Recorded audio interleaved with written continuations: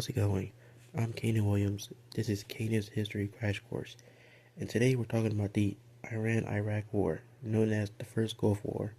And while having a combined population of only over 50 million, the sheer human cost of the Iran-Iraq War was great. It led to a rise in religious sectarianism, and it still impacts the power dynamics in the Middle East to this day. Historian R.K. Ramazani said, "The Iran-Iraq War was a struggle not just between two neighboring states, but between two political systems, two ideologies, and two national identities." Actually, Mr. Williams, is pronounced Iraq and Iran. Mr. Williams? This is going to be a long video, isn't it? So with the Iran-Iraq War, Thank you. it has a flurry of many different causes. One of the long-term causes was the Shatt al-Arab River. The Shatt al-Arab River was a body of water formed by the confluence of the Tigris and Euphrates River, and the southern end of which forms the border between the two countries.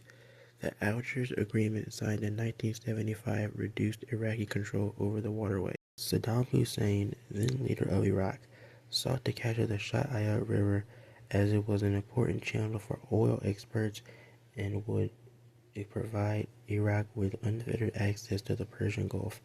In addition, Iraq wanted control over the oil-rich province of Kuwait. After the Iranian Revolution, believing in anti-Western ideals, Iran greatly diminished their exports to Western countries. This led to fears of recession and opened an opportunity for Saddam to take it over and resume exports. The second big cause was the Iranian Revolution. The Iranian Revolution was an uprising in Iran in the late 70s, after Iran went under the control of a fundamentalist regime led by Shiite Muslim Ayatollah Ruhollah Khomeini.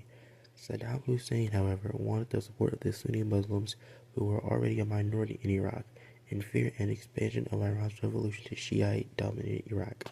Iran's Islamic Revolution had an appearance of being a pan-Islamic force in contrast to Iraq's Arab nationalism. See, Saddam's goal was to replace Egypt as the leader of the Arab world and achieve hegemony over the Persian Gulf. Kyrgyzstan's large ethnic Arab population would allow Saddam to pose as a liberator for Arabs from Persian rule. Saddam actually tried to create allyship with Khomeini. However, Khomeini called for Iraqis to overthrow the Ba'ath government. Despite this, Saddam then gave a speech praising the Iranian Revolution and called for allyship between the two nations, but the bid was rejected by Khomeini and it alarmed Saddam. So, on September 20th, 1980, Iraqi forces launched airstrikes on Iranian air bases and then launched a ground invasion of Kurdistan. Now, the main theaters of war were land and air. In terms of foreign influence, both had a lot of help. Iraq had the help of the Soviet Union, France, China, as they accounted for over 90% of their arms imports over the course of the war, and they also received $40 million in financial support from Saudi Arabia, Kuwait, and UAE. Iran, on the other hand, had the help of Israel, North Korea, Libya, Syria, and also China, as they supplied them with arms. The first battle being the Battle of Khor Mashar. On September 22, 1980, Iraq air-raided key points in the city of Khor Mashar. They were slowed by Iranian defenses for a while, but the Iraqi managed to clear out most Iranians and captured most of the city by October 24th. The second biggest battle was Operation Fath al-Mubin. In 1982, Iraq forces began to retreat after Iran started launching offensives. The first being on March 22, 1982, when Iran used military helicopters to land behind Iraqi lines, silencing their artillery. They captured an Iraqi headquarters and destroyed 400 Iraqi tanks and armored vehicles. The final operation being the Tawakkalna ala Allah operations. In 1988, the Iraqi military was re-equipped and reorganized, launching 5 final operations against Iran, who were lacking in material after 8 years of fighting, leading to Iran accepting a ceasefire. In terms of civilian mobilization, Iran did the best of the two, as they were not as militarily advanced, so they relied heavily on civilians in nursing and combat roles. During the war, Female civilians in both Iran and Iraq were mobilized to help in the workforce while men were gone. They also aided as medics in the front lines and sometimes fought as well. Women playing a major role in the war effort sparked a call in the two countries for expansion of women's rights. Wow.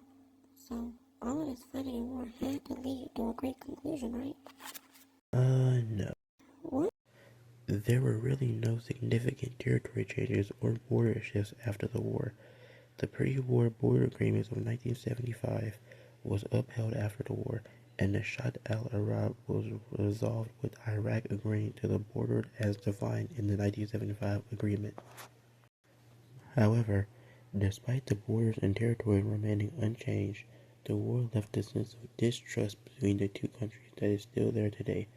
Both Iran and Iraq experienced negative economic effects from the war. Both accrued massive debt from the war and a significant decrease in oil exports since the oil tankers were highly targeted. During the war, it was estimated that 500,000 soldiers died, and about 2 million deaths including both military and civilians on both sides, with Iran bearing more of the deaths. Now, what were the successes and failures to achieve peace? Well, the success was that the ceasefire ended all fighting between the two and returned the countries to their pre-war environment. However, the failure was that even though the war did end, it not only left major distrust between the countries, but also left the countries unstable, aiding in future conflicts and issues that they would get into. As historian Irfan Karash put it, thus ended the Iran-Iraq War, one of the longest, bloodiest, and costliest armed conflicts in the 20th century. After 8 years of bitter fighting, untold casualties, and immeasurable suffering and dislocation, the two combatants were forced, out of sheer exhaustion and debilitation, to settle for the status quo existing in September 1980. Yet there was little doubt that neither of them viewed the ceasefire as the end of the conflict. Oh wait, it seems to have gotten a mystery document. Let's see what it says. We did not start this war, but we fought it with determination, and we all will not be forced to compromise on our sovereignty. Our victory lies in surviving this war and preserving our country. So I assume with the talk of not starting the war and preserving their country, this must be Khomeini, right? Sir, it says it all. Oh, I see. Well, is something supposed to happen? I don't know. Well, we'll see you on the next. Do you hear that?